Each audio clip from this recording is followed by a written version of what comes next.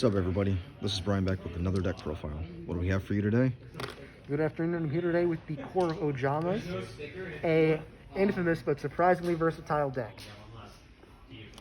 Nobody likes them, but I'll show you what they can do.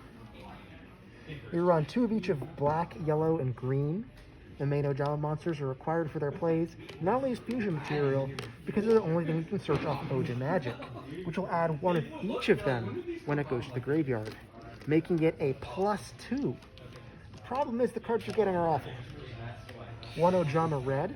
On normal summon, it special summons any number of Ojamas from your hand that's able to swarm the field quickly and provide great bait for your opponent's interruption effects. The point of this is to use them with Oja Match. It can search an Ojama and an Armed Dragon card and give you an extra normal summon, which you can use straight away on red and get free bodies on the field. I noticed you're not running blue. That's true. Blue only activates when destroyed by battle, so when going first, it'll effectively do nothing for me. I won't be able to go first or second. As such, I focus on the normal Ojamas in red. The 1 Armed Dragon I run is Dark Armed Dragon, because thanks to the extra deck and the 1 Sprite Jet, which I'll explain later, it's easy to get 3 dark monsters in the graveyard, whereas any of the other Armed Dragons would really do nothing for the deck. I mean, all the other Armed Dragons, they have their own. They do have their own archetype, and you could combine it with Ojama, but I'm more for consistency and versatility rather than dedicating the entire deck space to Armed Dragon Ojama. I run 3 Tri-White, because after you link off or fusion off your Ojamas, it can special summon them from the graveyard, so it's more free bodies, another great way to bait an interruption. As for field spells, I am on 2 Ojama Country, 1 Fusion Recycling Plant. Ojama Country can be nice, but the discard to get an Ojama card back from your graveyard to your hand only works if you have that Ojama there in the first place, so it isn't always the combo starter you think it is. The attack switch effect can also come in handy. It's a good card for the archetype, but not worth a 3/4 terraforming. Fusion Recycling Plant, the discard is very good, because you like to discard any of these, and it gets you Poly. I'm running 2 Poly, because there's no Ojama Fusion spell. This is the best way to get the fusions out. 3 Ground Collapse, as it does the same thing as Ojama Knight, blocking zones in the field to put pressure on the opponent. I thought that card was banned. Nope. It has been a 3 for a long time, decidedly old school. It was never banned. And then the last bit of tech I run is 1 Sprite Jet, 1 Sprite Smashers. All the way to summon level 2s in this deck, it's easy to get into Jet. And if you special summon it, you can search a Sprite spell. The only one I'm running is Smashers. As a quick play, you can banish level 2 from the field and from your graveyard to banish any card the opponent controls, so you can remove monsters or back row and doesn't even target. A great way to either go aggressive or something set going first to trip up your opponent, as you'll have plenty of level 2s in the graveyard, so the cost is quite negligible. So, The only trap I'm running is 3 Necro Fusion, banishing materials from the graveyard to fusion summon.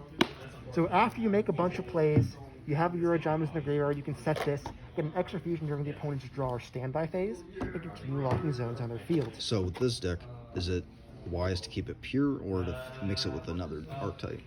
That's up to you. In fact, as I'm displaying only the core, there are still 10 tech spaces for you to fill. Another archetype like Tri-Bringing lets them go in more link plays, and Melty lets them have more control and deal with the battle phase. What if you wanted to stay old school? You could just play more Ojama. You could play maybe some Dangers to help discard this and draw more cards. You can run... Even though that's on the newer build, we can some more Armed Dragon. You could run the Ojama ABC version, but I feel like the best way to play this, in my opinion, is just the pure, but with handcrafted consistency cards in these tech spaces for your choice, which would be things like Pot of Prosperity, or Ash, Valor, Imperm, etc. Sorry about that. So for the extra deck, I'm running 1 King and 2 Knight. As King locks the most zones, but it requires yellow, black, and green, while Knight takes any 2 and locks 2 zones. It's significantly easier to summon. Also, when you link these off, it's possible to revive them with Ojama Country, or later I'll show you Ojama Emperor. As for links, I'm running Sprite Sprint, which fails a level 2. It's helpful for getting out in the graveyard for an Necro Fusion, or just setting up for a Tri-White. And also in the tech space, if you're running things like a Vampire Familiar plus Vampire Domination or the Tri-Brigades, it can help you set up that as well. Very versatile card. Also, it's a secondary effect of returning the opponent's cards to the hand to help you free up zones to lock later. Barricade Borg Blocker. It can recover your ojama country from the graveyard, but the main point is, in the main phase, it lets you discard. No matter what happens in the end phase, getting a free discard to get rid of this, or one of these, can get your play started. One Line Illustrious. Not every opponent will have a light monster to steal, but it's easy to turn pretty much any pair of 2 monsters in the deck into this, and continue to ladder up. Also in the side deck, I'm running Secret Village to make sure if I can go into Lina and then lock the opponent out of spells, it's just a bonus potential play. Link Spider not only gets rid of one of my normal monsters into the graveyard, but lets you special summon more from the hand. It's great for flooding the field. Ojama Emperor is relatively tricky to summon, but not only can special summon more Ojamas from your graveyard, it grants protection to what it points to, and can become a beater if you have Ojama country. So it's worth a look. I don't make this in many games, but it's definitely worth running. Saryuta Skuldred. After an Oja match, plus Oja Magic resolves, you will have 4 different names. Also, it's easy to help special summon more bodies and get more different link plays. This is a great way to turn your ugly little men into great card advantage. And for the rank 2 is Ninja Shadow Mosquito. This is one of my main plays going second. As a rank 2, it can place a hallucination counter on the opponent's monster, which means when you battle it, they take the damage. And that's for more than just the Ninja Shadow Mosquito too. Have a bunch of other Ojamas with 0 attack, run into it, and they'll take that damage as well. So, with enough Ojamas and Ninja Shadow Mosquito, if they have a big monster, that's a free OTK. I have one Gigantic Sprite. Very versatile rank 2, free summon of either Jet or any Ojama I'm missing to make one of the fusions. Also, based on your tech space, other builds like Tri Brigade or the Vampire, you can get a great benefit from this as well. You know, I have a feeling that, and I don't really like Sprite, but I believe Sprite and Ojamas might be able to become a thing. Absolutely. That's probably one of the best ways to play it because Sprite is good on its own. But since there are so many different options with Ojama, I figure I'll have a base for people to build off of. Onimaru Soul Sweeper is a rank 2 that can banish an opponent's monster, but it returns during their end phase. It'll clear space for you to lock. It can get rid of a potential threat. It can bait out negates. And that's 1,900, surprisingly big attack. Joyous Malphys can attack directly. You can either use this to poke for damage, or if you run Zeus to go into it. That's also additional tech space in the extra deck if you want to run Zeus or more rank 2s, more Tri Brigade, if you will. And then I'll show you the base Ojama combo that we're all looking for. I can look. Yeah, I think so. You have the block. What else is? Then what? Yeah, top deck mode, baby. Let's go. Enter battle. I attack your Eldar. Yeah. Tarnish wins because what do you want for your top? Any soft answer is, I think no. So the idea is this: you have both of these cards in hand. You activate Oja Match, paying the cost by discarding Oja Magic. So Oja Magic will get you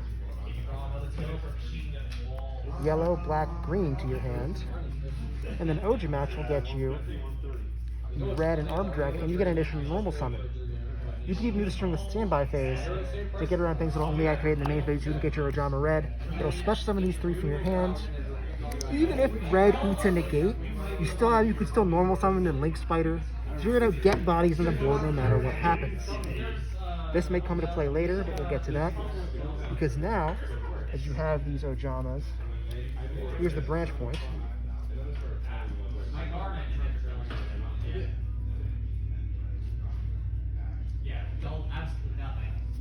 I prefer to go into Gigantic, but not activate it to not get level 2 locked.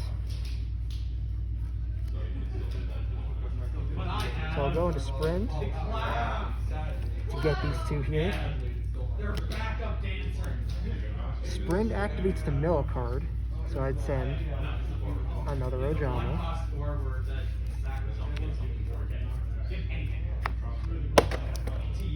I'd go into these. I could use a Poly if I drew it, or a Necrofusion here. The point is, at this point I would detach and get the Jet. Dark Arm Dragon's more for turn 3.